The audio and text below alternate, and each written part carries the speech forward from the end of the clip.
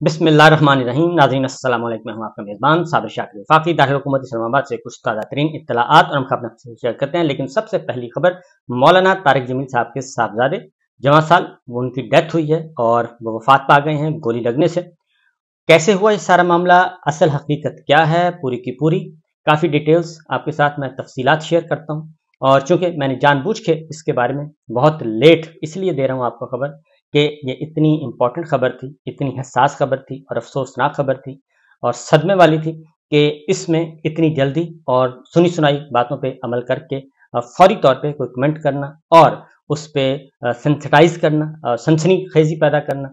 मेरा ख्याल है कि ये मुनासिब नहीं था, ये दुरुस्त नहीं था। इसलिए मैंने जानबूझ के पहले मैंने कहा कलेक्ट कर लूँ इन्फॉर्मेशन, उसके बाद आपसे बात करूँगा। अब कुछ काफ़ी मालूमात आ चुकी हैं और ये सारी की सारी इसके पसे पर्दा, इस के मुहर्रिकात, इस वफ़ात के, इस मौत के, अंदोहनाक मौत के पीछे क्या क्या मुहर्रिकात हैं। और एक अहम तरीन वीडियो भी आ चुकी है जिसके बारे में बाकायदा तौर पर बताया गया है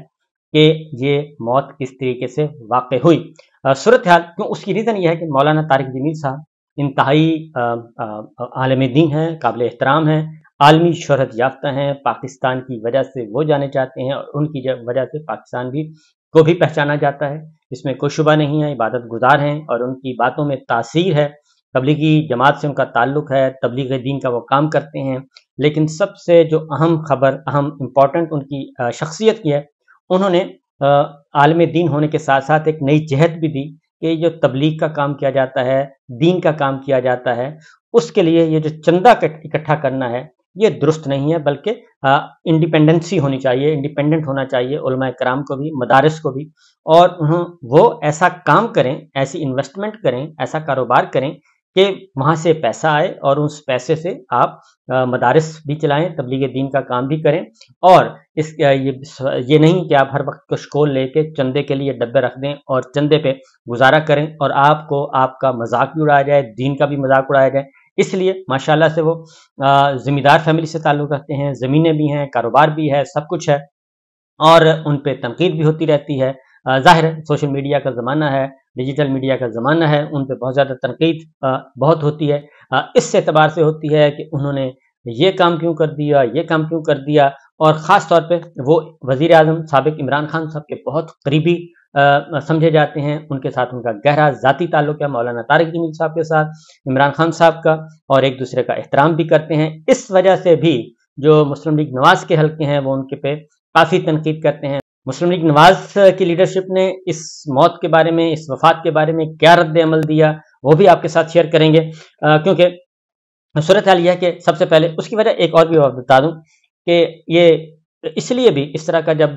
खुदा न खास्ता मौत वाक़ होती है तो सबसे पहले यही जाता है कि ये कत्ल किया गया है, और ये कत्ल किया गया है या फिर कुछ और हो गया है, या झगड़ा हो गया है, या माली मामलात थे, या ये मामलात थे। इस तरह की बातें की जाती हैं क्योंकि जन जर ज़मीन ये तीन वजूहात बनती हैं बिलअमूम इस तरह की मौत की। तो बहरहाल उससे पहले उसकी वजह यह है कि जहांगीर तरीन साहब के भाई भी उनकी भी डेथ हुई थी, इसी तरीके से हुई थी। और उस वक्त भी बहुत सारी खबरें, बहुत सारी क्यासराइयाँ की गई कि पता नहीं क्या मामला है, क्यों हो गया, क्योंकि वो भी माशाल्लाह से काफ़ी अमीर कबीर आदमी थे, दौलतमंद थे। उस पर भी बहुत सारी बातें हुई, जहांगीर तरीन साहब को वजाहत करना पड़ी। फिर पुलिस ने बताया कि नहीं ये खुदकुशी है, फिर उनके पास से ख़त मिला, लेकिन इसके बावजूद लोगों ने एतबार नहीं किया। फिर उस पर डिटेल्स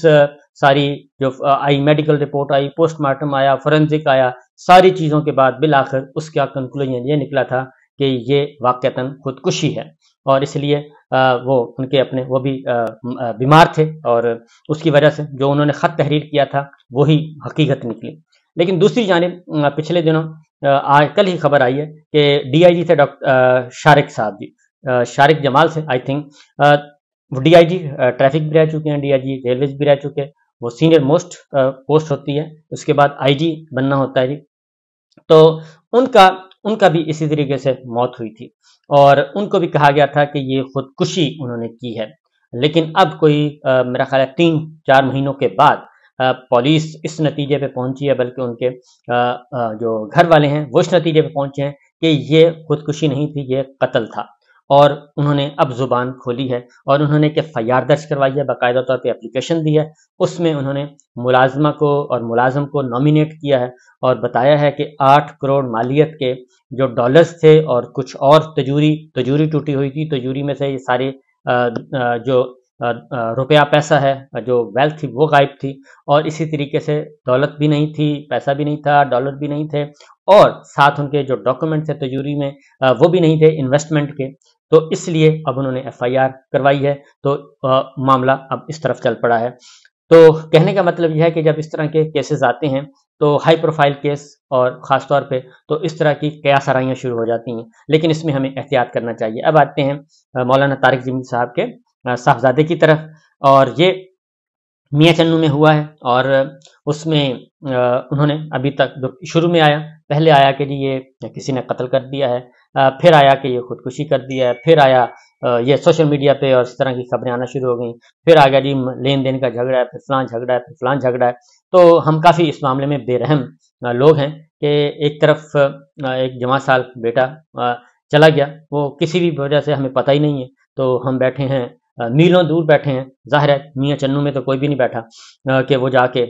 کوئی، اور پھر یہ ہے کہ پولیس والوں سے تو بس سنی سنائی جلدی جلدی خبر دے دی۔ تو یہ جب خبریں اس طریقے سے بھرمار ہوئی خبروں کی کہ ایسے لگا جیسے خدا نخواستہ پتہ نہیں کیا ہو گیا، تو پھر ان کے بھائی کو یعنی کہ مولانا طارق جمیل صاحب کے صاحبزادے کو اور ان کے بڑے بھائی کو آنا پڑا، اور اس صدمے کی حالت میں آنا پڑا، اور انہوں نے اپنا ایک ویڈیو بیان ریکارڈ کروایا اس صدمے کی حالت میں اور وہ ریلیز کیا، اور اس کے بعد انہوں نے ریکویسٹ کی کہ خدا کے لیے اس طرح کی باتیں نہ کریں، اس طرح کی خبریں نہ کریں۔ تو میں سنوا دیتا ہوں آپ کو، پہلے وہ سن لیں، اس کے بعد پھر آگے بڑھتے ہیں کیونکہ کافی انفارمیٹیو ہے وہ۔ چھوٹے بھائی عاصم جمیل کی ڈیتھ ہو گئی، جو کہ ایک بہت بڑا ہماری فیملی کے لیے سامنا ہے، لیکن اس تکلیف کی حالت میں بھی مجھے میڈیا پہ اس لیے حاضر ہونا پڑا کہ بہت سی نیگیٹو خبریں، مختلف خبریں، غلط خبریں میڈیا پر چلائی جا رہی ہیں۔ میں ان کی وضاحت کے لیے حاضر ہوا ہوں کہ میرے بھائی عاصم جمیل بچپن سے شدید ڈپریشن کے مریض تھے، پچھلے 6 ماہ سے ان کو جو ان کی بیماری کی شدت کی وجہ سے الیکٹرک شاک لگائے جا رہے تھے تاکہ ان کی ڈپریشن کو، ان کی بیماری کو کنٹرول کیا جا سکے، لیکن اس کے باوجود بھی ان کو یہ فاقہ نہ ہوا، اور آج کے روز وہ اتفاقاً گھر میں اکیلے تھے، اور انہوں نے اپنی تکلیف اور اذیت کی وجہ سے باہر سیکیورٹی پہ تعینات جو گارڈ تھا اس سے بندوق لی اور اس سے اپنے آپ کو میں نے شوٹ کر دی۔ انا للہ و انا الیہ راجعون۔ اس کے علاوہ جتنی بھی بات کی جا رہی ہے، کوئی دشمنی تھی، کسی نے حملہ کیا، ایسی کوئی بات نہیں ہے، کہ اللہ کی تقدیر تھی اور ہم اللہ کے اس فیصلے پر راضی۔ آپ سب سے دعا کی درخواست ہے۔ السلام علیکم ورحمۃ اللہ۔ یہ تھے مولانا طارق جمیل صاحب کے بڑے صاحبزادے جو اپنے چھوٹے بھائی کی وفات پہ، ناگہانی وفات پہ بتا رہے تھے، تفصیل بتا رہے تھے۔ تو وہ ساری باتیں جو کہ میں آپ کو بتا چکا ہوں کہ پہلے کہا گیا کہ قتل کر دیا ہے، پھر کہا گیا کہ نہیں قتل نہیں ہوا، پھر جائیداد کے جھگڑا ہوا ہے، پھر یہ جھگڑا ہوا ہے، پھر وہ جھگڑا ہوا ہے، ان کا یہ مسئلہ ہے، ان کا یہ مسئلہ ہے۔ تو اس طرح کی تکلیف دہ صورتحال سے ان کو سامنا کرنا پڑا، اور بالآخر انہیں اس صدمے کی حالت میں بھی آ کے بتانا پڑا۔ تو کہنے کا مطلب یہ ہے کہ ہمیں سوچ سمجھ کے اس طرح کے کام کرنے چاہیے۔ سوشل میڈیا ایک اچھا فورم ہے اور اس پہ انفارمیشن دینی چاہیے، خبر دینی چاہیے، سب کچھ کرنا چاہیے، لیکن تہذیب کا جو دامن ہے وہ نہیں چھوڑنا چاہیے۔ اور اس کی وجہ یہ ہے کہ یہ جو لوگ ہیں بغیر سوچے سمجھے، کیونکہ سیاسی طور پہ جو ہوتے ہیں جی، سیاسی اختلافات اپنی جگہ ہوتے ہیں، اس میں کوئی ایسا مسئلہ نہیں ہے، لیکن اس سیاسی اختلافات کو ہر وقت جو ہے سکورنگ کے لیے استعمال کرنا، پولیٹیکل سکورنگ کے لیے اور پرسنل سکورنگ کے لیے استعمال کرنا اور کیچڑ اچھالنے کے لیے استعمال کرنا یہ درست نہیں ہے، کیونکہ اس پہ صدر مملکت ڈاکٹر عارف خلیف صاحب نے، وزیر اعظم نے، اور عمران خان صاحب کی طرف سے، اور شہباز شریف صاحب کی طرف سے، مریم صاحبہ کی طرف سے، میں سارا دیکھ رہا تھا، سب نے افسوس کا اظہار کیا، مختلف لوگوں کی طرف سے، رہنماؤں کی طرف سے، سیاسی رہنماؤں کی طرف سے، میڈیا کی طرف سے، تمام نے افسوس کا اظہار کیا۔ تو معاملات اللہ تعالیٰ پہ چھوڑ دینے چاہیے، اور اللہ تعالیٰ سے دعا کرنی چاہیے کہ اس طرح کی کیفیت سے ہر کسی کو محفوظ رکھے۔ یہ جو ڈپریشن ہوتا ہے، سٹریس ہوتا ہے، یہ بہت تکلیف دہ ہوتا ہے۔ تو پہلے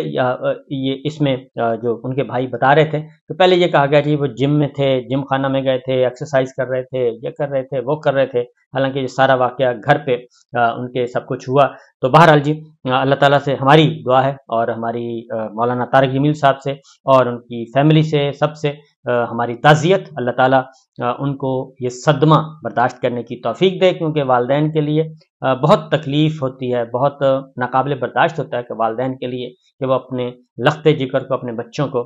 جو ہے وہ حوالہ قبر کریں اور ان کی زندگیوں میں ان کے بچے جو ہیں چلے جائیں، بہت تکلیف دہ ہے۔ کیونکہ اس وقت ہم دیکھ رہے ہیں اسرائیل میں اور غزہ میں جو کچھ ہو رہا ہے، خاص طور پہ اسرائیل کر رہا ہے، وہ سچویشن بڑی ہی ورسٹ سچویشن ہے۔ اور خاص طور پہ اس کی ایک خبر میں آپ کو ایڈ کر دوں کہ غزہ کی صورتحال اب اس حد تک دردناک اور المناک ہو چکی ہے کہ مغربی دنیا بھی اب ان کا بھی پیمانہ صبر لبریز ہو گیا اس ظلم پہ۔ ناروے کے وزیر اعظم بھی میدان میں آ چکے ہیں، وہ کہتے ہیں کہ اسرائیل نے حدود سے تجاوز کیا ہے، اسرائیلی وزیر اعظم نے، فوج نے حدود سے تجاوز کیا ہے اور یہ ظلم نہیں کرنا چاہیے۔ اور جو اگر حماس نے کچھ کیا ہے تو اس کا انتہائی متناسب جواب دینا چاہیے، اور وہ اگر فوجی تنصیبات کو حملہ کریں تو آپ بھی ان کی فوجی انسٹالیشن کو، حماس کو نقصان پہنچائیں، اس پہ کوئی نہیں، کیونکہ یہ جنگ ہے۔ لیکن اس جنگ میں کیونکہ یہ جنگی جرائم آتے ہیں، اور نیتن یاہو نے بھی اسرائیلی فوج کو تنقید کا نشانہ، اپنی ہی فوج کو تنقید کا نشانہ بنا دیا ہے، اور انہوں نے کہا ہے کہ یہ کیسے ممکن ہوا کہ حماس جو ہے وہ اتنا بڑا حملہ کرے اور ہماری فوج جو ہے وہ ناکام رہے۔ دوسرا، حماس نے ایک اور کام کیا ہے جی، وہ اسرائیل کی جو تنصیبات ہیں، جوہری تنصیبات ان کے جو تھے، وہاں پہ حملہ کر دیا ہے، اور باقاعدہ طور پہ صحیح حملہ کیا ہے، اس کی فوٹیج بھی ریلیز ہو گئی ہے، اور پوری دنیا کے لیے یہ ایک شاکنگ نیوز ہے، کیونکہ یہ سمجھا جا رہا تھا کہ اسرائیل نے جو ایک اپنا پرسپشن کریٹ کیا ہوا تھا کہ ان کی سیکورٹی فول پروف ہے، انہوں نے اپنی فضاؤں کو بھی جو ہے وہ ڈوم سسٹم کے ذریعے وہ لگا دیا ہے، اور وہاں پہ اندر کوئی جا ہی نہیں سکتا، کوئی ہٹ نہیں ہو سکتا، اس سے پہلے ہی پتہ چل جاتا ہے۔ لیکن حماس اور اس کے جو الائز ہیں وہ انہوں نے اس دفعہ بہت کمال کر دیا ہے، اور انہوں نے اتنی اچھی اپنی اسٹریٹجی بنائی ہے، وہ حملے بھی کر رہے ہیں اور اپنا دفاع بھی کر رہے ہیں، دونوں جو ہے دونوں طرح کی اسٹریٹجی ان کے پاس موجود ہے، حملے بھی کر رہے ہیں اور دفاع بھی کر رہے ہیں، اور وہ صرف اسرائیل کے فوجی تنصیبات اور جوہری تنصیبات کو انہوں نے نشانہ بنایا، فوجی تنصیبات کو بہت زیادہ نقصان پہنچایا ہے، اور وہ ٹارگیٹڈ کاروائیاں کر رہے ہیں، جبکہ اسرائیل کی طرف سے اس وقت صورتحال یہ ہے کہ 3500 بچہ، 3500 بچے اور 2000 سے زیادہ خواتین، یعنی کہ کل ملا کے 5-6 ہزار خواتین اور بچے اس جنگ کی وہ نظر کر چکے ہیں، ظلم کر چکے ہیں۔ تو لہٰذا بہت زیادہ تنقید ہو رہی ہے، بہت زیادہ پریشر آ رہا ہے، دنیا بھر سے آ رہا ہے پریشر۔ اب تو میرا خیال ہے کہ میں کہوں گا اپنے وزیر اعظم سے کہ وہ بھی اب بول ہی پڑیں، کاکڑ صاحب اب بول ہی پڑیں، میرا خیال ہے بہتر ہوگا۔ کوئی بات نہیں، کیا ہوا، تنقید کر دیں، کوئی مذمت کر دیں، تشویش کا اظہار کریں بلکہ مذمت کر دیں، اپنے دفتر خارجہ کو بھی کہیں اور خود بھی کر دیں، اس سے کوئی فرق نہیں پڑے گا۔ اور آپ نے کون سا اسرائیل کو تسلیم کر لینا ہے یا کروا لینا ہے، یا آپ پہ حرف آئے گا، تو یہ سچویشن ہے جی۔ اللہ تعالیٰ ہم سب کو اپنے حفظ و امان میں رکھے۔ تو اب تک کے لیے اتنا ہی، اجازت دیجیے، اللہ حافظ۔